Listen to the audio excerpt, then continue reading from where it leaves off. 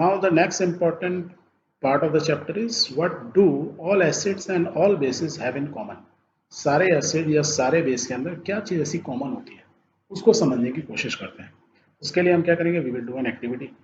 इस बार कुछ एसिड ले लेते हैं, hydrochloric acid, sulphuric acid, glucose and alcohol. ये हमने चार चीज़ें ली और इस एक्सपेरिमेंट में क्या करते हैं, दो नेल लेते हैं and a cork and place the cork in 100 ml beaker. तो first we have to fix two nails on the cork and एक बीकर लो 100 ml का, मीन्स बीकर, इसको इसके अंदर रखने को बोल रहा है। तो लेट्स पुट इट, ये रख दिया। उसके बाद क्या बोल रहा है, connect the nails to the two terminals of a 6 volt battery through a bulb and a switch. Means हमको एक बैटरी के साथ एक बल्ब और स्विच में कनेक्शन ऐसे कंप्लीट करना है। तो let's do it, we do it. और इस समय हमारा स्विच क्या है, ऑफ कंडीशन है। और इस कंडीशन में मान लो मैं इसको ऑन भी कर देता हूँ, क्योंकि मेरा यहाँ सर्किट ब्रेक है और कॉर्क क्या है, बैक कंडक्टर ऑफ इलेक्ट्रिसिटी, तो मेरा करंट पास नहीं होगा, क्योंकि करंट ऐसे आएगा, इसके थ्रू जाना चाहिए, तो बल्ब मेरा जलेगा ही, तो जलेगा ही नहीं। अब थर्ड चीज़ का, फोर्थ चीज़ क्या बोलता है, now pour some dilute hydrochloric acid in the पी का, मीन्स मैंने पहला वाला एसिड ले लिया and switch on the current. तो मैं पहला वाला इसमें एसिड डाला, डाइल्यूट हाइड्रोक्लोरिक एसिड, और मैंने स्विच को क्या किया, अभी ऑफ है, ऑन कर दिया। जैसे ही मैंने इसको ऑन किया, आई फाइंड कि ये बल्ब मेरा ऑन हो गया, बल्ब जल गया। बल्ब जल गया मीन्स मेरा क्या हुआ, सर्किट कंप्लीट हो गया। सर्किट क्यों कंप्लीट हुआ, क्यों ना मैं इसमें डाइल्यूट सल्फ्यूरिक एसिड डाल दिया, और डाइल्यूट सल्फ्यूरिक एसिड डाला, सॉरी हाइड्रोक्लोरिक एसिड डाला। हाइड्रोक्लोरिक एसिड डालने से क्या हुआ, circuit complete. Means hydrochloric acid is a good conductor of electricity, नहीं बोल सकता हूँ, तभी तो सर्किट कंप्लीट हुआ मेरा। Very good. Now let's repeat the same with the dilute sulphuric acid. अब हमने इसकी जगह वो निकाला हाइड्रोक्लोरिक, उसकी जगह डाइल्यूट सल्फ्यूरिक, और तब भी मैंने देखा मेरा बल्ब जला। देन इसको हटा दो, अब क्या करो, ग्लूकोज और अल्कोहल वन बाय वन करके डालो। So let's put it and observe. So जब मैंने ग्लूकोज और अल्कोहल डाला, तो मैंने देखा मेरा बल्ब ऑफ हो गया, मीन्स नहीं चला। इसका मतलब ग्लूकोज और अल्कोहल क्या हुआ, दोनों बैड कंडक्टर ऑफ इलेक्ट्रिसिटी। तो मेरे दोनों एसिड्स जो हैं are good conductor, with glucose and alcohol are bad conductor of electricity, this much I can say. So हमारे दो क्वेश्चन, यदि कोई पूछे does the bulb glow in all cases, तो वी कैन से नो। हमारा acid के case में bulb glow किया, पर अदर केसेस मीन्स अल्कोहल और ग्लूकोज केस में इट डिडंट ग्लो। क्यों ग्लो किया, हम जो बोल रहे हैं, because it was a good conductor, circuit मेरा कंप्लीट हो गया। Where is in the bulb other cases, मेरा बल्ब नहीं जला, क्योंकि it was bad conductor of electricity. कौन बैड थे, ग्लूकोज और अल्कोहल मेरे बैड कंडक्टर ऑफ इलेक्ट्रिसिटी थे।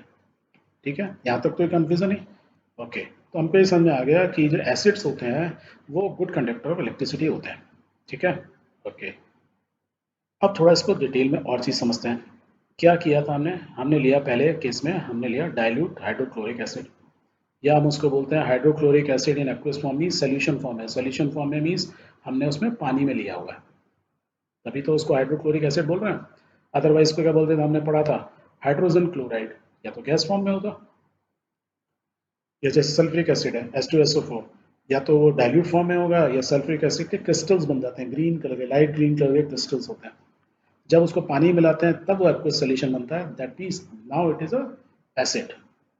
ओके, जब वो एक्वस फॉर्म में होता है, तो हमने अभी ये पढ़ा था थोड़ी देर पहले कि वो क्या बनाते हैं एक्वस फॉर्म में, cation and ion, hydrogen ion और क्लोराइड आयन, हाइड्रोक्लोरिक है। तो यदि मैं इस सर्किट को दोबारा देखूं, मेरा ये सर्किट ऑफ है। जब मैंने डाइल्यूट हाइड्रोक्लोरिक एसिड डाला, यही डाला हाइड्रोक्लोरिक एसिड, तो इसके अंदर मेरे क्या बोल सकता हूँ मैं, मेरे, क्योंकि पहले ही पानी मिला हुआ है, तो उसमें पहले से ही हाइड्रोजन आयन और क्लोराइड आयन इस एक्वस सॉल्यूशन में पहले से ही प्रेजेंट है।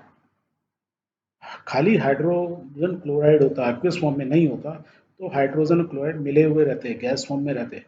क्योंकि मैंने पानी मिलाया हुआ है, that is why this is sulphuric, sorry hydrochloric acid.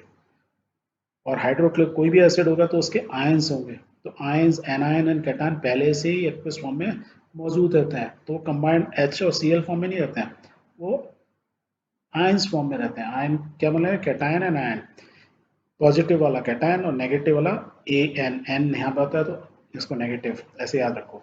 तो anion means negative, chloride ion इसमें मिक्स है खूब सारे। अब आप जैसे ही ना करंट ऑन करते हो, तो क्या होता है कि ऑन करते ही हमारा जो बल्ब है ग्लो कर जाता है। वाई ग्लो कर जाता है, क्योंकि ये आयंस प्रेजेंट हैं, ions are very good conductor of electricity. ऐसा क्यों हुआ, क्योंकि देखो हमारी बैटरी में क्या है, एक नेगेटिव साइड, यहाँ से इलेक्ट्रॉन निकलेंगे, वो आएंगे, और हाइड्रोजन जो है इसके पास इलेक्ट्रॉन की कमी है, तो ये क्या करेगा, इलेक्ट्रॉन लेना चाहेगा, स्टेबल होना चाहेगा, सो बराबर भागा भागा आएगा। ऐसी क्लोराइड क्या हो गया, नेगेटिव वाला है तो पॉजिटिव पे जाएगा। तो ये चारों तरफ हाइड्रोजन और क्लोराइड आयन मिक्स है पूरे सोल्यूशन में, पानी में घुले हुए हैं अच्छे से। तो इधर उधर से सब क्रिस क्रॉस भाग रहे हैं। That means now the electron को इस जैसे नदी पार करने के लिए कोई कोई चीज मिल गई है। क्या मिला है, ये आयंस मिल गए हैं जो उसको इधर से उधर ट्रेवल कराने में हेल्प कर रहे हैं। एंड एज अ रिजल्ट जब वो इलेक्ट्रॉन इधर से उधर जाते हैं तो हमारा सर्किट कंप्लीट हो जाता है और हमारा बल्ब जल जाता है। एंड एग्जैक्टली सेम चीज बाकी जो भी एसिड ले लोगे सेम होगा इसमें। जैसे हाइड्रोजन और क्लोराइड आयन हो गए, तो यदि सल्फ्रिक एसिड होता है तो उसमें हाइड्रोजन और सल्फेट आयन होते हैं, तो वो भी इसमें पहले से ही प्रेजेंट होते हैं, इसलिए हमारा वो बल्ब जला था। तो हम ये कह सकते हैं कि जहाँ हाइड्रोजन आयंस होते हैं तो वही रिस्पॉन्सिबल होते हैं एसिडिक प्रॉपर्टीज के लिए। तो क्योंकि इन सब के अंदर सल्फ्रिक एसिड और सारे एसिड्स में हाइड्रोजन आयन प्रेजेंट है, वो गुड कंडक्टर है, इसलिए हमारा बल्ब जल रहा है।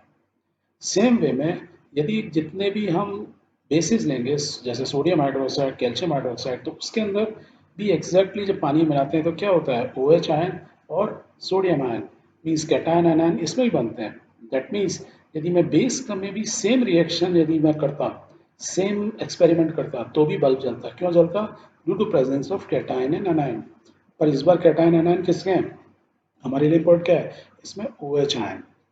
क्योंकि OH आयन है तो हम बोल सकते हैं OH ion are responsible for the basic properties. तो बेस के अंदर OH आयन का प्रेजेंस वो उसकी प्रॉपर्टी बताता है, और एसिड के अंदर उसके हाइड्रोजन आयन की जो प्रेजेंस है वो उसकी प्रॉपर्टीज बताता है। अब कहने का मतलब ये तो हमको पहले ही मालूम था, हम तो फर्स्ट जो स्लाइड से पढ़ते हुए आ रहे हैं इस चैप्टर को, यही तो पढ़ रहे थे हम कि एसिड्स के अंदर हाइड्रोजन होता है या हाइड्रोजन आयंस होते हैं, और बेसिस के अंदर OH आयंस होते हैं। तो इसमें हम नया क्या पढ़ लिया इस एक्सपेरिमेंट में, हमने इससे नया ये पढ़ा कि इन एसिड्स के अंदर जिसके अंदर जितने ज़्यादा हाइड्रोजन आयन होंगे वो एसिड उतना ज़्यादा गुड कंडक्टर होगा, या उसकी प्रॉपर्टीज उतनी ज़्यादा खतरनाक होंगी।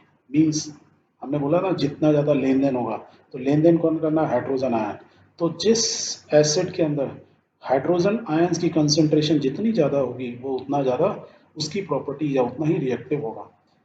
सेम वे में जिसके अंदर जितनी ज़्यादा OH आयन की आयंस प्रेजेंट होंगे वो एसिड, वो सॉरी वो बेस उसका वो ज़्यादा कितना होगा, उतना ज़्यादा पावरफुल बेस होगा।